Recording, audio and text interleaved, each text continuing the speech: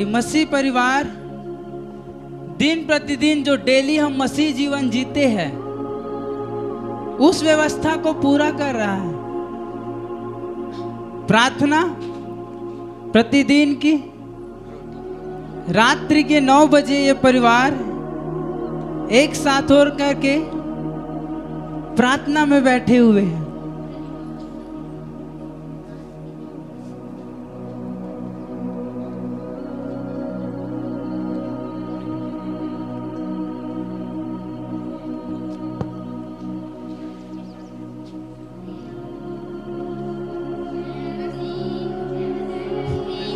जय मसीह की, जय मसीह की, जय मसीह, जय मसीह दाई,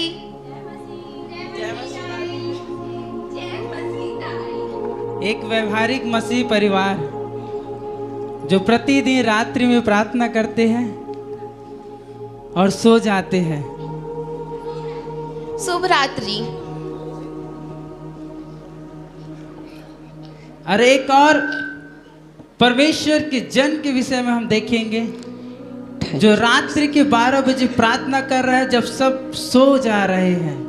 थैंक यू जीसस। मैं प्रार्थना करता हूँ हर एक आत्माओं के लिए खुदा। मैं प्रार्थना करता हूँ खुदा, तूने कहा है अंत के दिन में हर एक जीव अंगीकार करेंगे कि यीशु मसीह प्रभु है। मैं प्रभु सुसमाचार को फैला रहा हूँ प्रभु, तुम मेरी मदद कर, हर एक लोग, हर एक आत्माएं बचने पाए प्रभु। मैं प्रार्थना करता हूँ प्रभु हर एक आत्माओं के लिए प्रभु जी।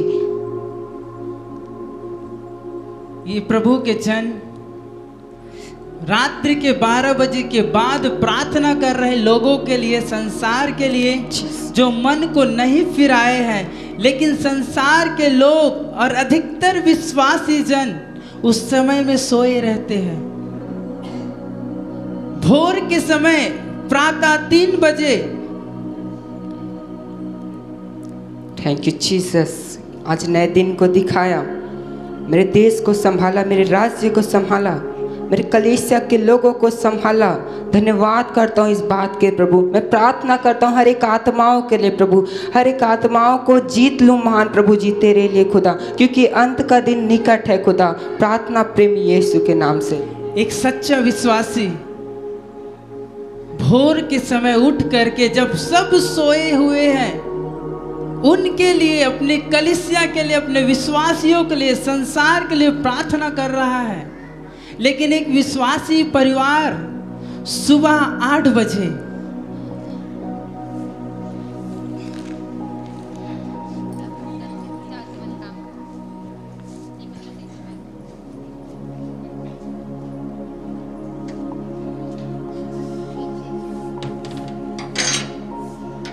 कांती, ए गंगा ला ना वो मुरझाए ना, अटका बेर होगी नहीं दे आस। दीदी चाय दे देना, वो सास चिल्लावा थे। अभी नहीं बनायन वो, अभी तो उठ के बैठा था ना। यहू वो सियान है, धीरज ले नहीं धरा। ये तो लोग लड़के मन उठी तो बनाते हैं तो संगरा नहीं पीती। ये घरों में तो शक्कर और चाय पत्ती नहीं है। जात बेटी चंचल जाओ दुकान जात वो और शक्कर और चाय पत्ती ले काबे। ए दाई दाई वो सुनना दाई हमेशा अपन बेटा के जगह मुई चिला भेजते वो। हाँ दाई मोरेज बेटी भेजते दीदी, अपन बेटा नहीं भेजती। मैं चल तो बोला था बोला ए वो दीदी ते मोर बेटी ला भेज सकते हैं, तोर बेटा नहीं भेजा दुकान टूरा होके जाए नहीं। मोर बेटा रात भर 10-11 बजत ला पढ़ाई करीस वो और 8 बजत ला सुतन देना। और तोर तो बेटी रात में पढ़ाई ना लिखाई ना स्कूल जाए कहीं, तो बेटी ये तो घर में नहीं काम ला करी उतना ना। मोरा बेटी तो उठ के सुबह से मोर से हेल्प करथे वो दीदी। तहु हा कैसे कैथा तोर बेटा पढ़थे बस के कैथे मोबाइल रात भर चलावत रही थे। बेटी ये तो उतना नहीं करी वो। का तुम्हार रात दिन के लड़ाई और झगड़ा, एक कप चाय मांगे हैं तो तुम्हारी लड़ाई करता हो। यही दिन ना देखे पर तुम्हारा ला रहा होगा मोर घर में। हाँ कहीं तो नहीं कहा था सास दीदी कहा तो चाय दे दे के बहुत पूता करा था वहाँ। तो वो बने कहा थे बेटा काम करे पर थोड़ा ना पैदा हो रही थे और बेटी ससुराल जाते तो कमाते तो ऊत बने की इसका कि तोर बेटी है काम करी गई के। आज के जमाना में सास दोनों जन मिल के घर के काम ला करते। परमेश्वर के जन उस मार्ग से गुजर रहा था। उसको परमेश्वर ने आवाज दिया, पीटर, पीटर। हाँ प्रभु। सुन बेटा। हाँ प्रभु। जो आपके सामने वो घर दिख रहा है, हाँ प्रभु। उस घर में जाना। हाँ। और वहां एक बार फिर मेरे सुसमाचार को सुनाना। हाँ प्रभु। वो मेरे बच्चे हैं। हाँ मैं प्रभु। उनको जानता हूँ, मैं उनसे प्रेम करता हूँ। हाँ प्रभु। लेकिन उनके जीवन में मेल मिलाप नहीं है। हाँ प्रभु। मैं मेल मिलाप का परमेश्वर हूँ। उनसे कहना कि आपस में मेल मिलाप के साथ हाँ जीवन प्रभु। जिए, ताकि उनके जीवन को देखकर और अन्य जाति के लोग मेरे पास आ सके। यस प्रभु, जैसे आपकी इच्छा।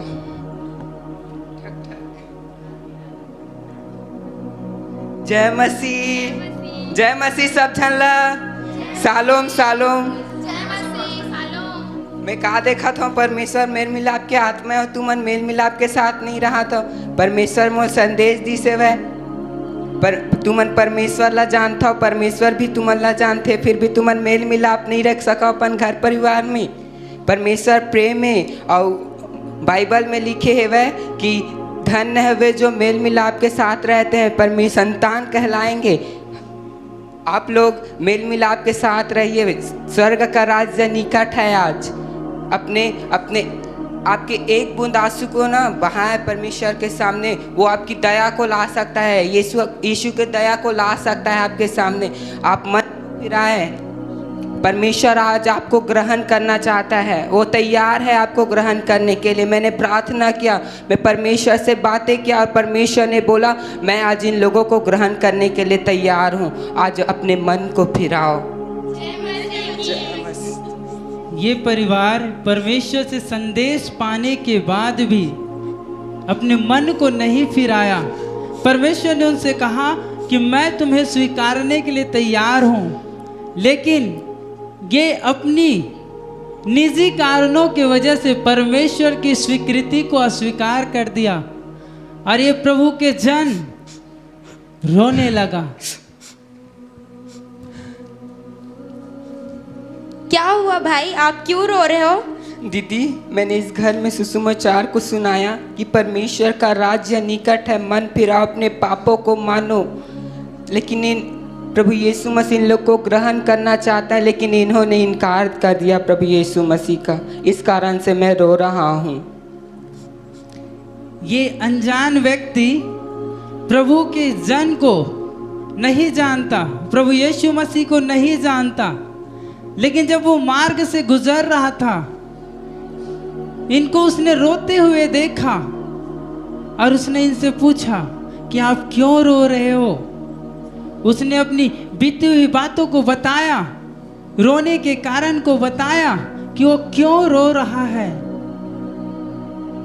कि परमेश्वर की इच्छा क्या है इनके जीवन में, और ये परमेश्वर को स्वीकार नहीं है। आगे दोपहर के 2 बजे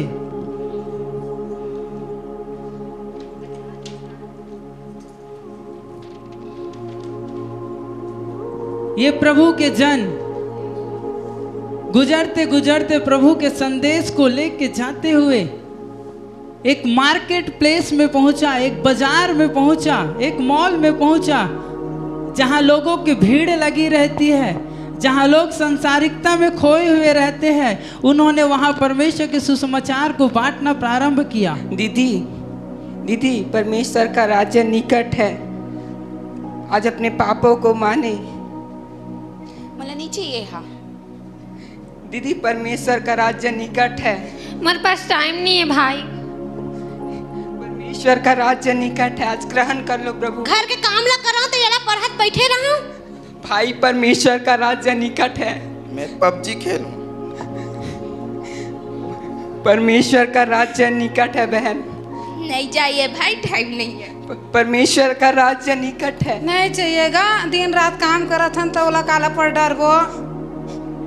फिर से प्रभु के जन को वहां से निराशा मिली। लोगों ने परमेश्वर को अस्वीकार किया और वो फिर से रोने लगा।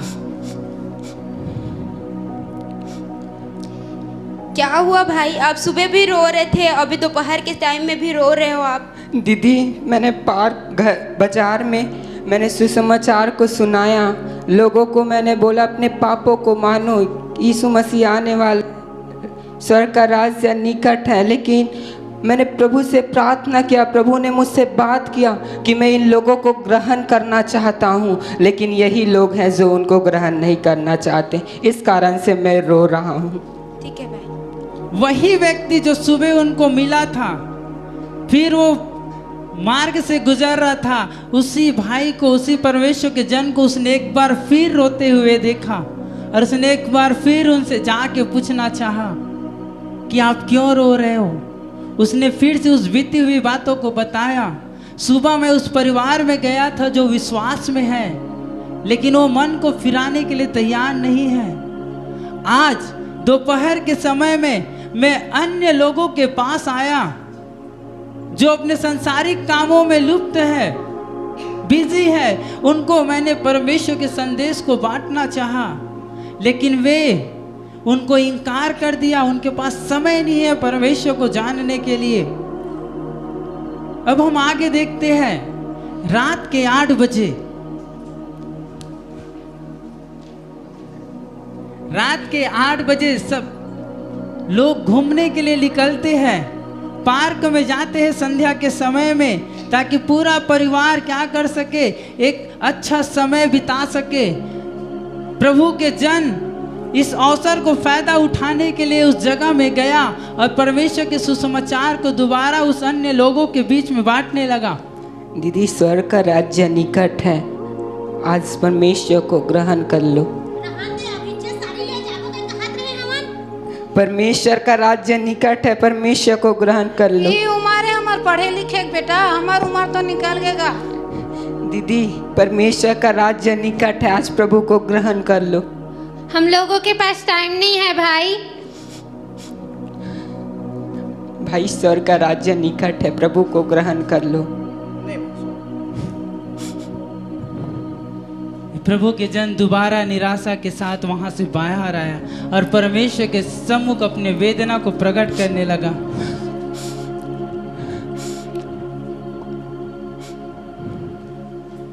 क्या बात है भाई? फिर आप सुबह रो रहे थे, दोपहर में रो रहे थे, अब शाम को, रात को भी अभी आप रो रहे हो, क्या बात है? दीदी, मैंने पार्क में परमेश्वर के लोगों को सुसमाचार सुनाया कि अंत का दिन निकट है, अपने पापों को मान लीजिए, पश्चाताप करें। मैंने परमेश्वर से प्रार्थना किया, मैं परमेश्वर से बातें किया कि परमेश्वर इन लोगों को ग्रहण करना चाहता है, लेकिन ये लोग परमेश्वर को ग्रहण नहीं करना चाहते। इस कारण से मैं रो रहा हूँ दीदी। ठीक है भाई। प्रभु के जन एक बार फिर अवसर का फायदा उठाने के लिए सुसमाचार को बांटने लगा उन लोगों के बीच जो परमेश्वर से अनजान थे, लेकिन परमेश्वर उनको स्वीकारना चाहा। उस समय भी उनके पापों को क्षमा करना चाहा, लेकिन वे लोग परमेश्वर का दोबारा इनकार कर दिए, परमेश्वर के निकट नहीं जाना चाहे। क्यों? क्योंकि वो संसार में लिप्त है, अपने आनंद में है, उनको संसार से खुशियां मिल रही है। सुबह के 3 बजे प्रभु के जन एक बार फिर मार्ग से गुजर रहा है और उनको एक मुक्ति धाम दिखता है।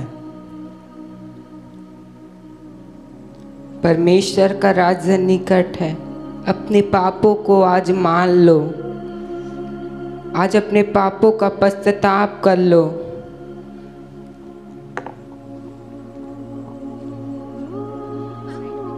आत्मा मुक्ति पाने के लिए क्या करेगी?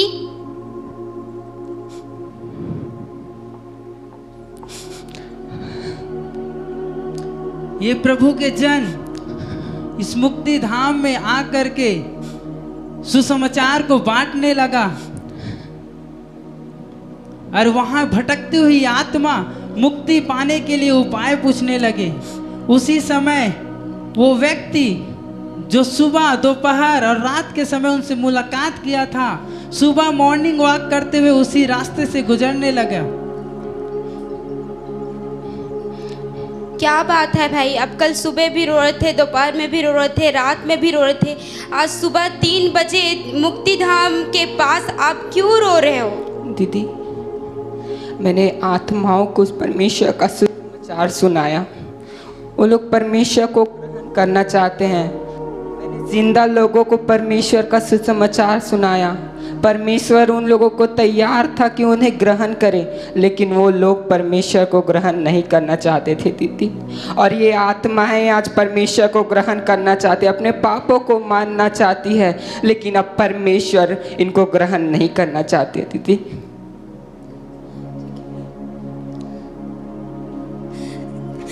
प्रभु, मैं पश्चाताप करती हूँ प्रभु, अपने सारे पापों को मैं मान लेती हूँ प्रभु, अपने शरण में मुझे स्थान दीजिए प्रभु, मुझे क्षमा करे प्रभु, मैं अपने सारे पापों को मानती हूँ और आपके सामने आके प्रभु मैं पश्चाताप करती हूँ प्रभु, मुझे अपने पास मुझे स्थान दीजिए मेरे मान परमेश्वर, अपने सारे पापों से मैं मन फिराती हूँ परमेश्वर, मुझ पर दया कर दो, अनुग्रह कर प्रभु, तू अनुग्रह कर मान परमेश्वर।